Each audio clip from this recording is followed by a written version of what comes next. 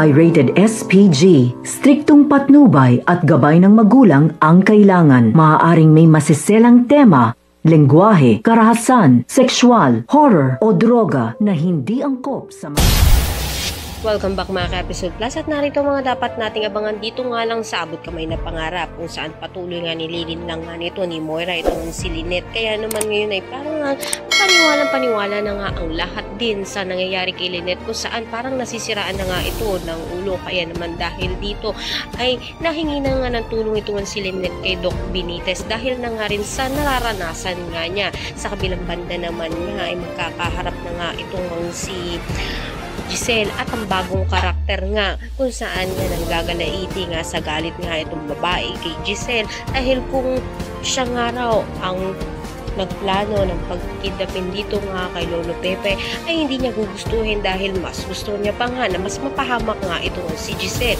Kaya nabastusan naman itong si Giselle kaya nasampal niya ito. Binalikan naman nga ng sampal ng babae itong si Giselle at abangan nga natin ang bagong papasok na karakter na kung saan isang lalaki nga ang nagpakita. Abang-abang nga ang mga bagong karakter na pumasok dito kung saan ano nga kaya kaugnayan nga nila sa mga tanyag. Isa nga kaya itong mga anak sa labas nga nito ni Lolo Pepe. Kaya ngayon nga ay nagsilapasan sila. Lahat na yun naman natin. Maraming salamat sa inyo.